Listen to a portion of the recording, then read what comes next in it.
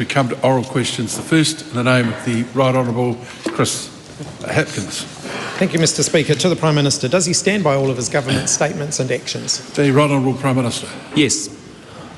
Does he stand by his statement, we're going through a very difficult recovery? And if so, on what basis does he consider an economy that's shrinking to be in recovery?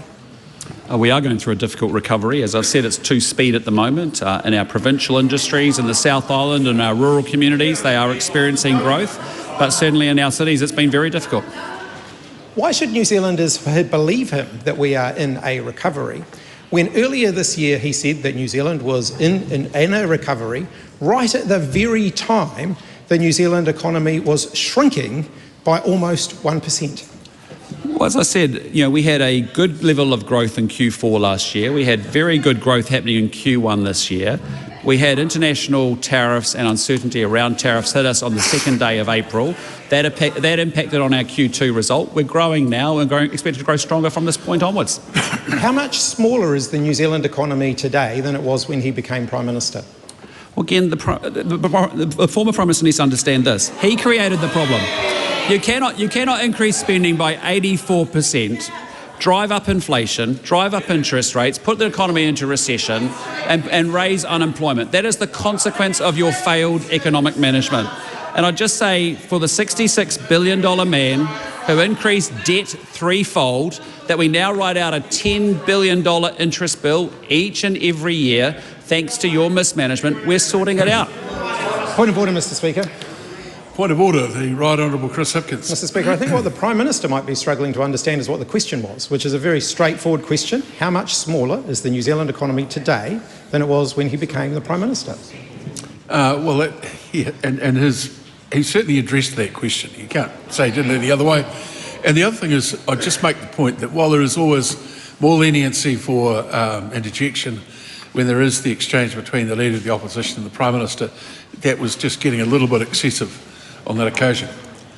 The Right Honourable Chris Hipkins. Thank you, Mr Speaker. Does he stand by his statement that horticulture is crying out for young people? If so, is orchardist Paul Painter wrong when he says we're not crying out for staff at the moment and we don't have a lot of seasonal jobs?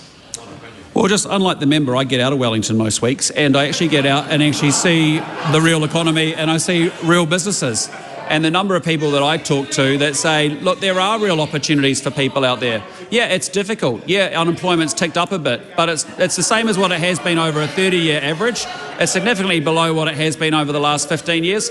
And unlike that member, we're just not happy to actually be the party of people who don't work. We are the party of workers. And we want people to come off welfare and get connected to work. It's that simple. Supplementary question, Mr Speaker. When he's been out and about, why hasn't he been talking to the businesses who say that hiring staff is not their primary constraint for growth, given that only 4% are saying that, whilst 63% of businesses, according to NZIER, are saying their real problem is not enough customers? Well, because the economy has been in a recession caused by your reckless spending, caused by your government running up inflation and your government running up interest rates. You put the country into the biggest recession in 35 years. You created the longest COVID hangover of any in the Western world. You actually made sure that you tripled the debt, for goodness sake, and we now have a $10 billion interest bill. We're cleaning up the Labor government's mess. It's that simple. Supplementary question, Mr Speaker. If the dire state of the economy is all someone else's fault, why is it that the New Zealand economy shrunk by nearly 1%? Sorry. Please start again. If the dire current state of the New Zealand economy is all someone else's fault, why is it that the New Zealand economy shrunk by almost 1% at a time when other economies around the world that have been hit harder by Donald Trump's tariffs, many of whom had a higher rate of inflation at the peak of the global pandemic, have been growing faster than New Zealand? In Q4 last year, this economy was growing. In Q1 this year, economic growth was increasing. In Q2 this year, our economy is a small economy, a trading economy, got smashed around by uncertainty associated with tariffs. It's now growing again in Q3. The growth in Q4 will step up. Their recovery is coming. As I said, it's been two-speed at the moment. We've got to make sure that we get growth coming through our cities, and that will come. Supplementary question. Can I A ask the, supplementary question is being asked. No one else is speaking. can I Right ask, Honourable Winston Peters. can I ask the Prime Minister, does he remember, with respect to the policies that he inherited, that the then former Prime Minister had a huge sort of skybox burn up one night and got rid of all those policies? And how much more quickly could we have recovered if he had done that when he was much earlier in his career?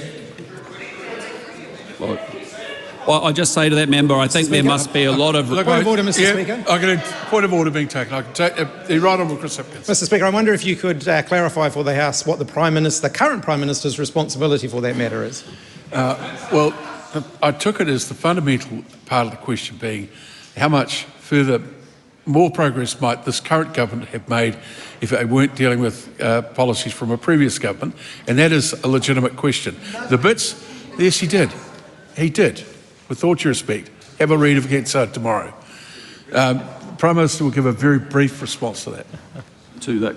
Yeah. Well, I agree with the member that that there must be tremendous regret from the Labor government that had an absolute majority in the last 3 years and did very little with it, delivered nothing, increasing debt, spending and borrowing. That's sufficient.